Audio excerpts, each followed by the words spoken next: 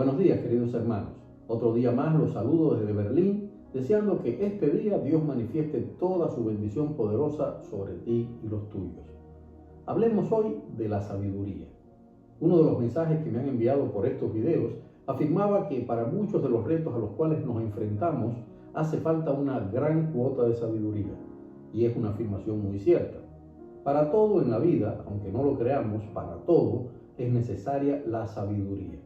Según la definición humana, la sabiduría es la capacidad en conocimiento y habilidad que tiene una persona.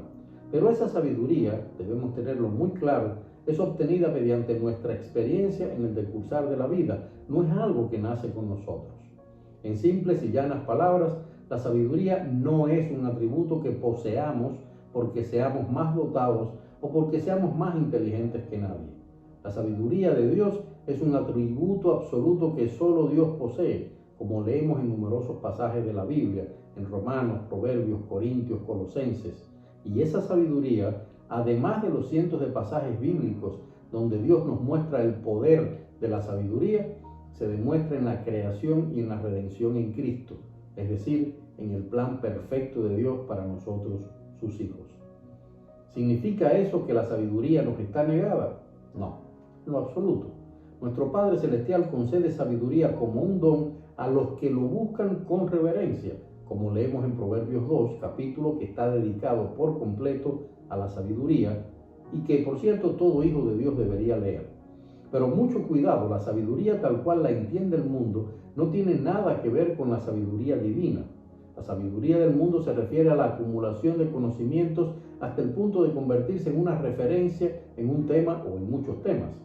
Según esos preceptos, sabio fue el filósofo Tales de Mileto en la antigua Grecia. Sabio fue el científico Stephen Hawking, cuyos estudios, por cierto, estuvieron dirigidos a negar la existencia de Dios. Y por estos días se considera sabio incluso al filósofo surcoreano Byung-Chul Han.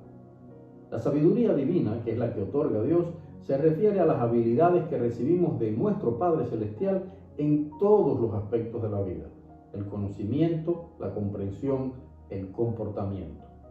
Todo encaminado a decidir rectamente nuestros pasos como hijos de Dios, siguiendo las normas que Dios dicta en el plan que Dios tiene para nuestras vidas.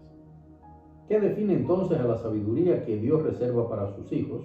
En Proverbios hay muchos ejemplos, pero los podemos resumir en estos. Si queremos ser sabios, verdaderamente sabios, primero debemos obedecer a Dios, como nos dice Proverbio 1:7. Nuestro maestro y canal para recibir esa sabiduría es el Espíritu Santo de Dios, como leemos en Proverbios 1:23. La sabiduría es puesta en nosotros como un regalo de Dios a nuestra obediencia para que cumplamos nuestra parte en su eterno plan, como vemos en Proverbios 2:6. La sabiduría nos aleja, nos protege, nos hace reconocer los malos caminos, como se lee en Proverbios 2, del 10 al 19. Obtener la sabiduría nos hace dichosos, nos transmite el gozo de Dios, como leemos en Proverbios 3:13.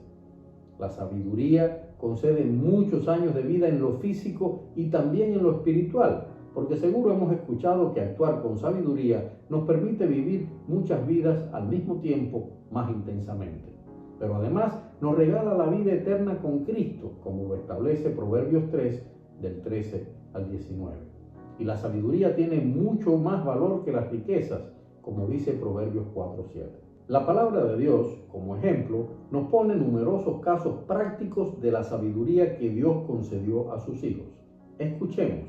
Con respecto a José, le dio gracia y sabiduría delante de Faraón, rey de Egipto, el cual lo puso por gobernador sobre Egipto y sobre toda su casa. Dice Hechos 7:10. Con respecto a Moisés, fue enseñado Moisés en toda la sabiduría de los egipcios y era poderoso en sus palabras y obras. Nos dice también Hechos 7:20 al 22.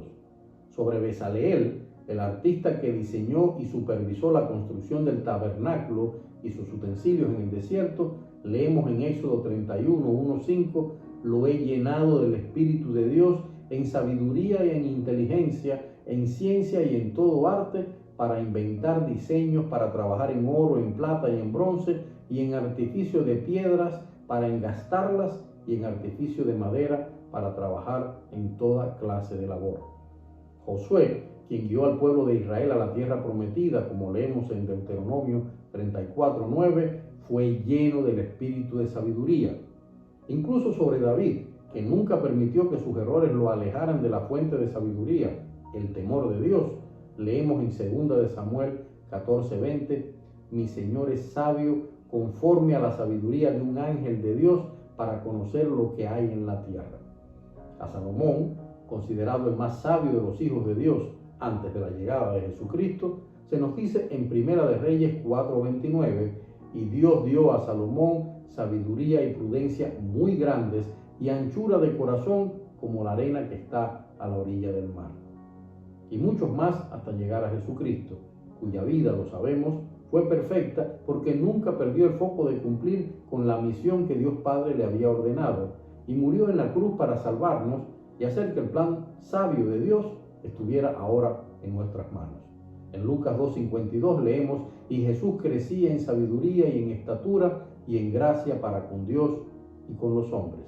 La sabiduría, queridos hermanos, no es algo que se obtiene por leer 1000 libros, por resolver los enigmas científicos más complicados o por poseer los conocimientos más amplios. La sabiduría verdadera es la revelación que Dios nos hace de los misterios y claves de su creación por medio del Espíritu Santo, y solo se obtiene mediante las herramientas que en el mundo existen para ello, sí, pero eso debe ir acompañado de una búsqueda de Dios en reverencia y rendición y de la lectura de su palabra, nuestra Biblia. Dios te bendiga.